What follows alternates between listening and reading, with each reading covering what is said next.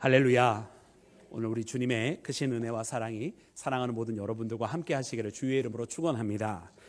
사랑하는 여러분, 오늘 말씀에 보니까 여러분 다윗이 기쁘고 즐거운 마음으로 이 성전을 건축할 준비를 다 하고 있는 것을 봅니다. 여러분, 하나님께서 이 성전을 준비할 마음을 여러분 다윗이 가지고 있었지만 그러나 그 준비를 하는 것까지 외에 그를 건축하게 하시지는 아니하시고 그 준비까지만 허락하게 하시는 하나님. 여러분, 어쩌면 다윗은 그 마음에 서운한 마음이 들었을 수도 있습니다. 그러나 여러분, 다윗은 그러하지 아니하였고 서운함보다는 오히려 기쁜 마음으로 준비하는 것. 여러분, 그의 아들을 통해서 역사하실 뿐만 아니라 이제 하나님께서 다윗에게 영원한 다윗의 나라, 하나님의 나라를 허락해 주신다고 하는 이 메시지를 통해서 여러분 다윗은 큰 비전이 생겼던 것을 보게 됩니다. 그리고 이것은 분명 예수 그리스도를 통해서 이루어지게 되었는 줄로 믿습니다. 오늘 말씀을 읽어보면 이 말씀 가운데 이 다윗이 어떻게 이렇게 기뻐하고 즐거워할 수 있을까? 또 다윗과 함께 썼던 사람들이 어떻게 이렇게 기쁨으로 함께 다윗과 함께 협력하여 선을 이룰 수 있을까라고 하는 그런 말씀에 묵상을 하게 돼요. 여러분, 어쩌면 우리도 신앙생활을 하면서 이런 기쁨이 없이는 여러분 하나님과 함께하는 것이 쉽지만은 않을 것입니다. 왜냐하면 남들이 쓰지 아니하는 시간을 쓰고 또 남들이 쓰지 아니하는 재정을 써가면서 일을 한다라고 하는 것은 여러분 하나님께서 우리에게 주시는 기쁨과 은혜가 없다면 도저히 가능한 것이 아니기 때문이죠. 잠시는 책무로 또 책임감으로 할 수 있는지 모르지만 그러나 그렇게 이 책임감과 이 의무감만을 가지고서는 오래 갈 수가 없는 것이 분명할 것입니다. 그러기에 오늘 말씀을 통해서 보면서 우리가 정말 더 하나님께서 주시는 이 은혜가 있어야 할 것이고 또 이 다윗이 가졌던 이 기쁜 마음이 우리 가운데 있을 터인데 그 비밀이 무엇일까? 여러분, 오늘 말씀을 함께 묵상하면서 여러분 그 말씀의 그 은혜를 발견하고 또 다윗이 가졌던 그 기쁨을 우리가 다 함께 소유하는 믿음의 자녀가 되기를 주의 이름으로 축원합니다. 사랑하는 여러분, 그래 오늘 말씀을 통해서 보니까 이 다윗이 기뻐하고 또 하나님 앞에 이렇게 자원하는 마음으로 나아갈 수 있었던 것, 여러분 그것은 그의 마음 가운데에 여러분 간절함이 있었기 때문에 그렇습니다. 여러분, 그의 간절함은 우리가 이미 계속해서 역대상 말씀을 통해서 이 진행되어 오는 가운데 발견할 수가 있었습니다. 그가 어떻게 모든 물품들을 준비해 왔으며 또 그의 아들을 바라보할 때 어떻게 생각을 하고 있었는지, 여러분 그 말씀들은 오늘 본문 말씀 초반에 다시 한번 나왔는데요, 우리 그 말씀을 다시 한번 읽어보기를 원합니다. 우리 1절부터 4절까지 이르는 말씀입니다. 1절부터 4절 우리 다 같이 본문 말씀 합독해서 읽겠습니다. 시작. 다윗 왕이 온 회중에게 이르되 내 아들 솔로몬이 유일하게 하나님께서 택하신 바 되었으니 아직 어리고 미숙하여 이 공사는 크도다. 이 성전은 사람을 위한 것이 아니요 여호와 하나님을 위한 것이라.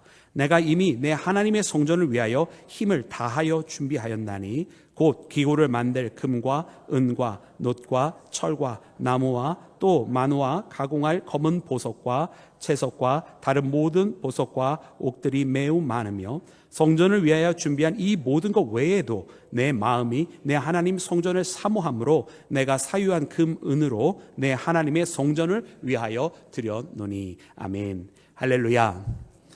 여러분, 다윗이 얼마나 간절한 마음으로 이 성전의 완공을 원하는지 우리가 발견을 합니다.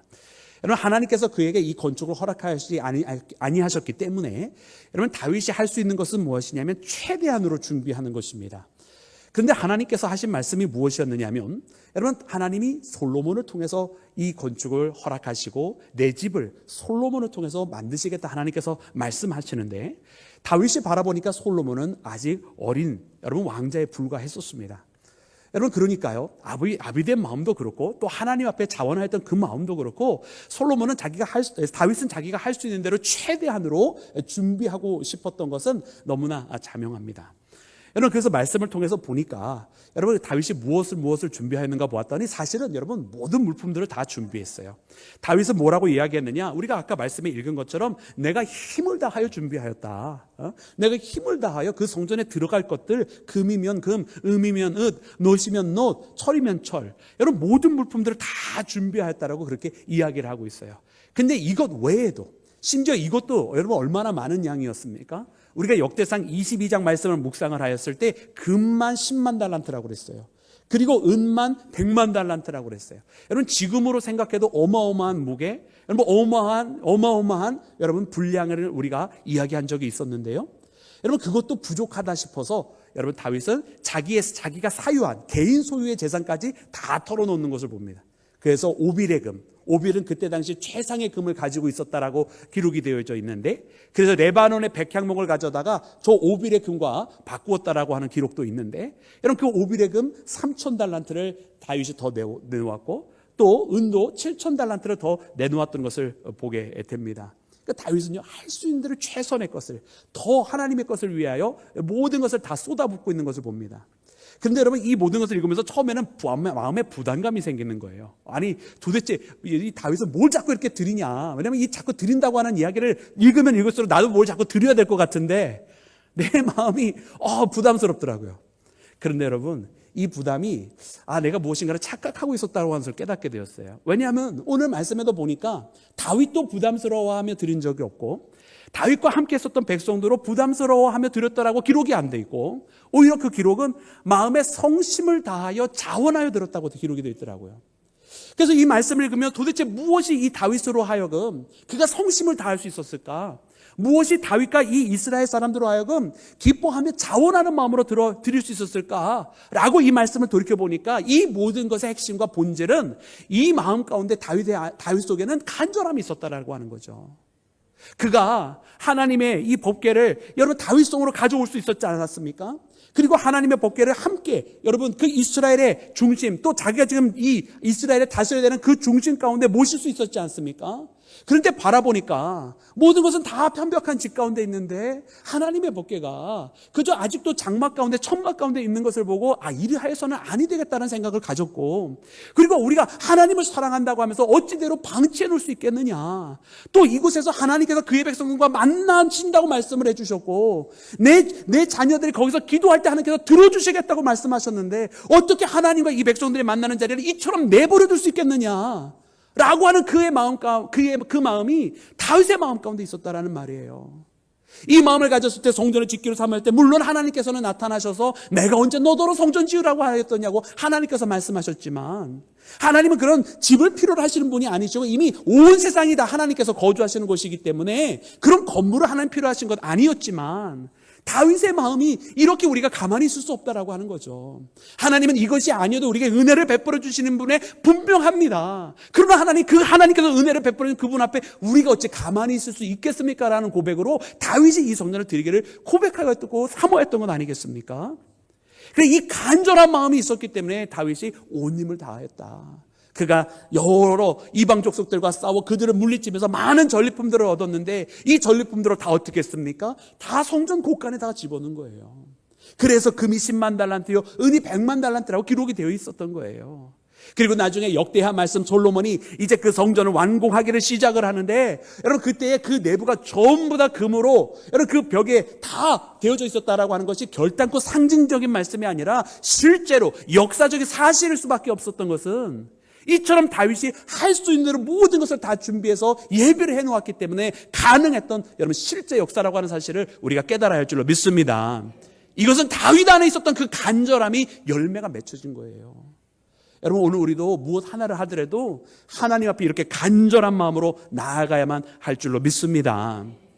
여러분 오늘 오전에도 많은 우리 교사 선생님들이 일부 예배에 참여하기 때문에 전하여 주었어요. 우리 교사들이 우리가 의무나 책임감 때문에 우리 아이들을 가르친다고 한다면 우리 도저히 그걸 감당할 수가 없다. 어떻게 9시에 나와서 정말 누구나 다 쉬고 싶은 그 시간에 나와서 예배를 먼저 드리면서 또 그 후에 아이들을 챙긴다고 하는 거 보통 힘든 일이 아닌데 그것을 어떻게 의무와 책임감으로 할 수 있느냐.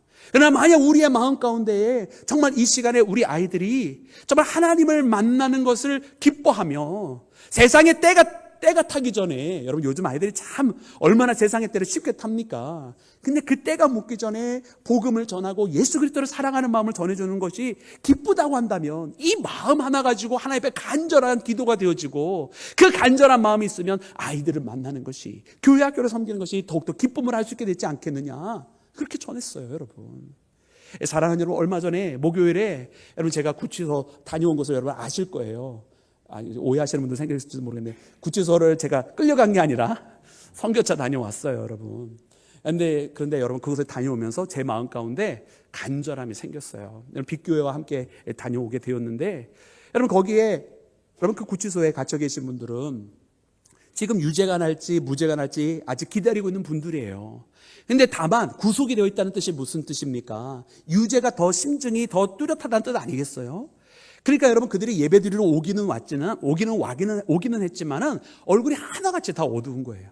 말도 안 하고 있어요. 그 이제 예배를 시작해야 되는데 우리 전도사님들이 다 두 분이 다 위축되어 계시더라고요.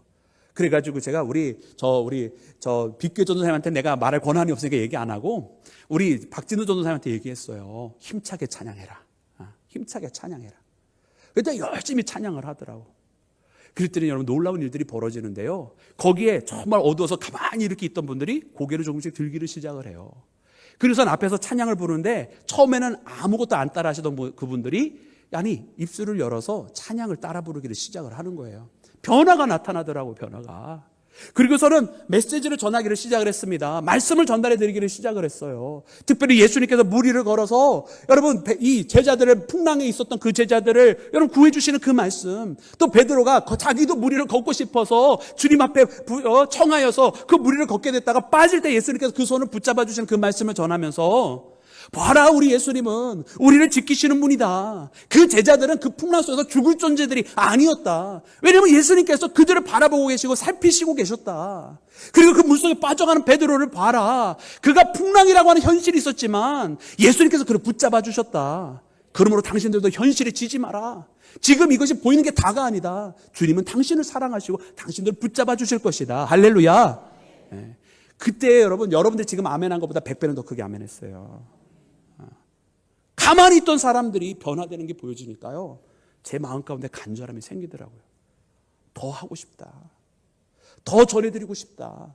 이 정말로 간절한 심령들에게 하나님의 말씀이 더 전파되기를 원합니다. 왜? 내가 이 간절한 마음이 생긴 것은 다만 나의 인간적인 생각이 아니라 하나님께서 원하시는 것이고 우리 예수님께서 원하시는 일인 줄로 믿습니다. 정말로 주님의 말씀이 필요한 그곳에 주님의 말씀이 선포가 되어지고 울려져야 되겠는데 이 간절한 마음을 가진 사람들이 많지가 않은 거예요. 여러분, 오늘 이 시대에 여러분, 우리 크리스찬들이 이 간절함을 회복하지 아니하면 정말 우리가 어디에 서 있어야 될지 우리 스스로의 자리를 잃어버리고 마는 것입니다. 우리가 다만 하나의 일을 할지라도 하다못해 우리가 부엌에서 봉사와 헌신, 이건 하다못해가 아니라 정말 중요한 일이고, 정말 우리가 작은 일을 한다 할지라도 정말 그 가운데 우리가 간절한 마음을 가지고 주의를 행한다고 한다면 여러분, 그 간절함이 열매가 맺혀지고 그 간절함이 더욱더 확산이 되어져서 더 큰 일도 하게 되는 줄로 믿습니다. 오늘 말씀 가운데 다윗이 이처럼 이 가장 어떻게 보면 이스라엘의 첫 번째 성전을 다 준비할 수 있었던 이유, 그것은 그의 간절함을 하나님께서 들어 사용하시고 그것을 통해서 열매를 맺게 해주신 사건인 줄로 믿습니다.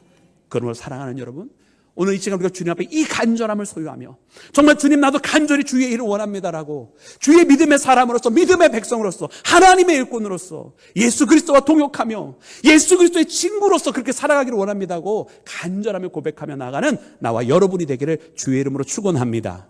맡겨진 그 사역에서 그러므로 기쁨 충만하며 살아가시기를 주의 이름으로 축원합니다.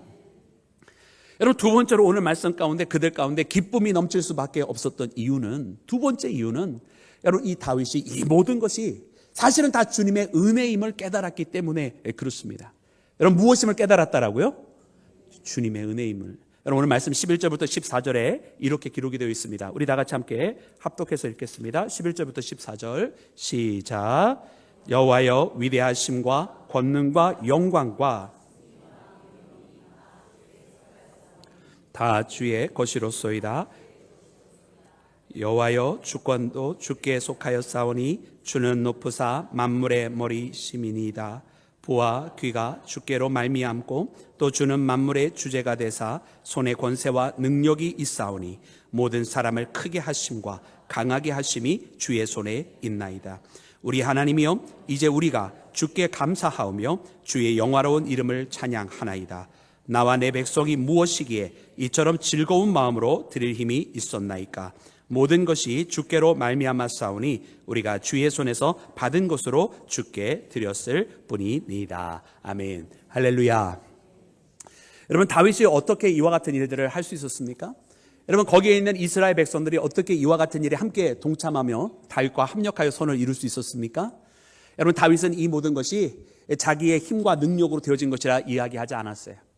다윗은 이 많은 것을 할 수 있었던 모든 것이 바로 하나님께서 하신 것이라고, 주님께서 우리에게 주신 것이기 때문에 하나님으로부터 말미암았으니 하나님 앞에 받은 것을 다시 드릴 뿐입니다라고 그렇게 고백하고 있는 것을 발견하는 우리 모두가 되어야 할 줄로 믿습니다. 여러분, 이와 같은 고백은요, 너무나 여러분 우리에게 필요한 고백이고요, 또 이 모든 것을 깨닫는 것이 우리에게 너무나 중요합니다. 왜냐하면 많은 사람들은 이것이 하나님으로부터 되어진 것이라고 하는 것을 사실 깨닫지 못해요. 여전히 내가 한 것이고, 내가 열심히 해서 된 것이고, 내가 해서 이루은 것이라고 생각하는 사람들이 얼마나 많이 있는 줄 몰라요. 여러분, 오늘 말씀해 보면은 다윗이 이 고백을 할 때 뭐라고 고백하고 있습니까? 모든 부와 모든 강하게 하심과 모든 사람의 크게 하심이 다 누구에게 달려 있어요? 하나님께 달려 있어요. 즉 다시 말하면 하나님께서는 이 일을 이루고자 하실 때에 하나님께서 들어쓰실 사람들을 그처럼 만들어 놓으신다는 뜻입니다. 할렐루야. 왜 하나님께서 이 다윗을 이스라엘의 주권자, 그저 어린 목동이었던 이 다윗을 이스라엘의 주권자로 만드시면서 그 대적들을 물리치게 하십니까?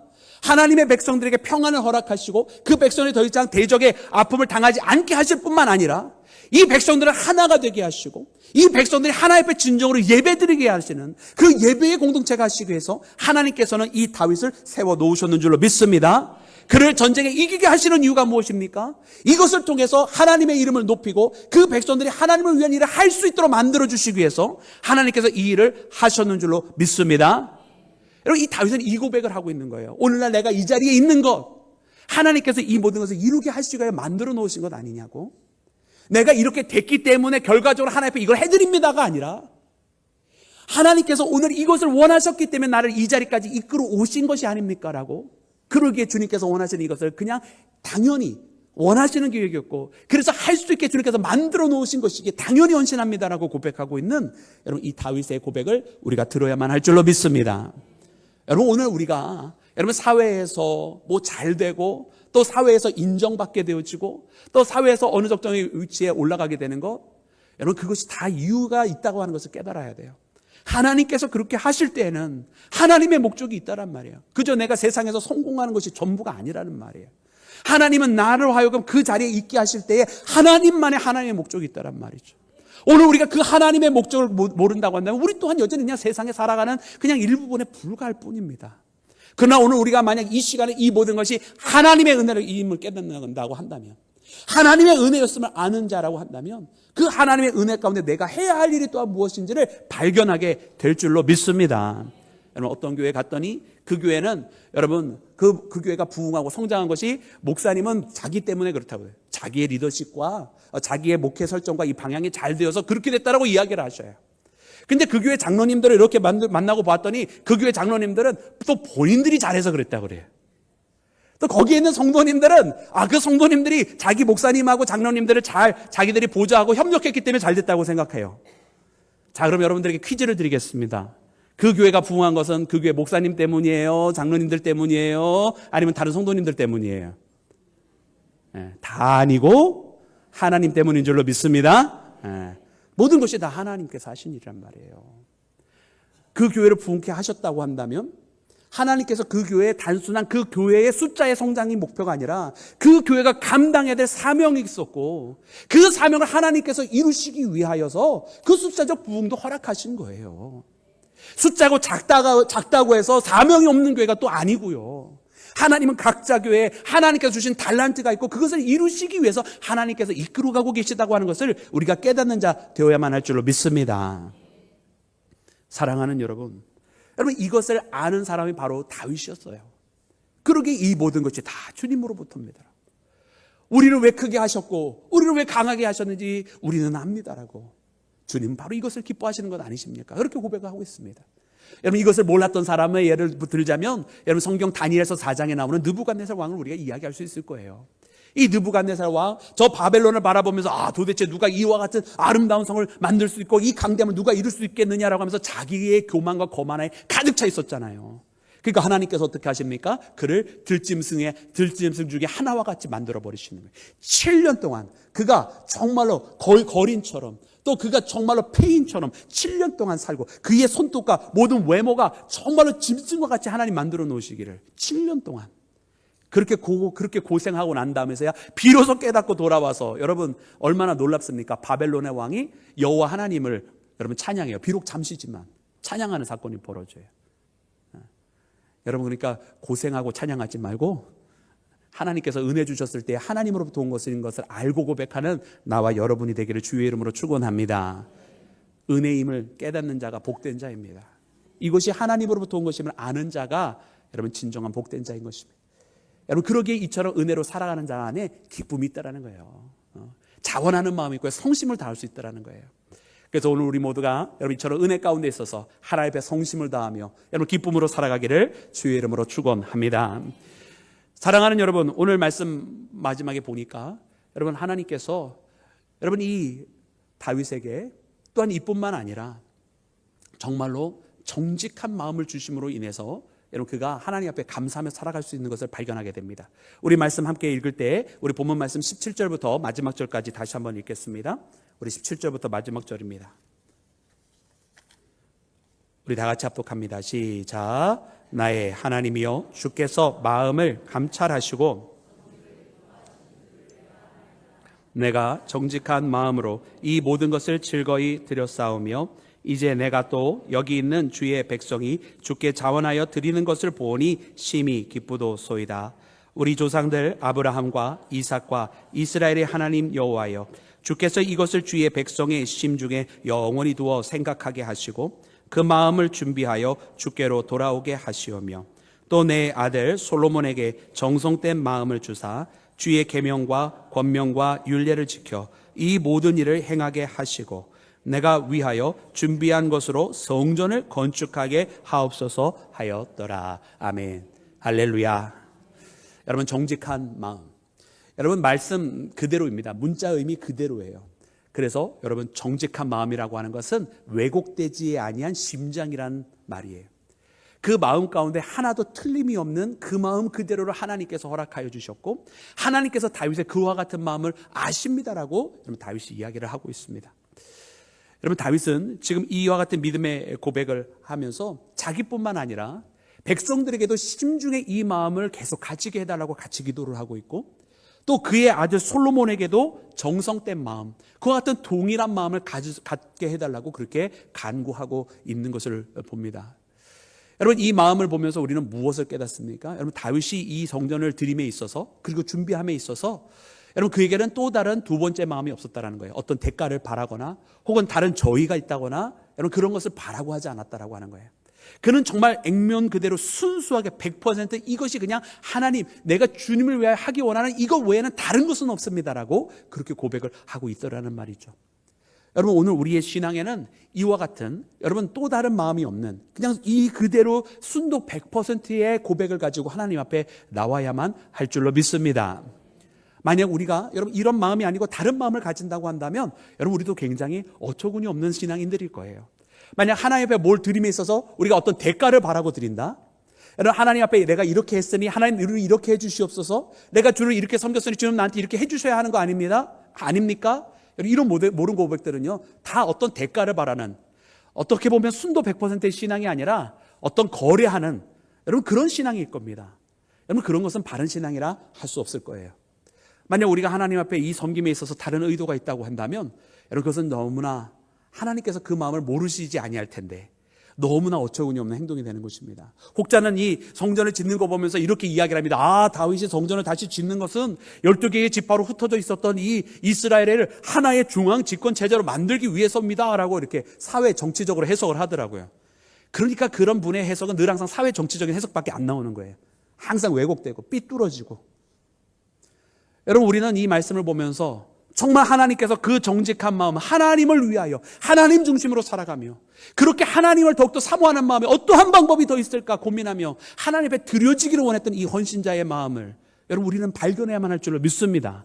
그리고 우리도 마찬가지로 그렇게 하나님 앞에 우리 자신을 드리고자 하는 이 일념 하나, 내 인생이 주님 앞에 드려지고 주님과 함께 동행하는 것 자체가 기쁨이라고, 어떠한 무엇이 세워져서가 기쁨이 아니고 그저 주님을 위해 이렇게 함께 같이 걸어갈 수 있는 것 자체가 나한테는 즐거움이며 나의 노래가 되신다라고 그렇게 고백할 수 있는 우리 모두가 되기를 주의 이름으로 축원합니다.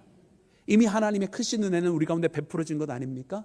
주님은 우리 가운데 아무런 대가 없이 우리에게 영원한 생명을 그 십자가를 통해서 허락해 주신 것 아닙니까? 주님은 우리에게 그렇게 대가 없이 아무런 다른 것 바람 없이 그냥 온전히 사랑을 해주셨는데 왜 우리의 사랑은 이렇게 늘 항상 혼탁해져 있는 것인지 모르겠어요.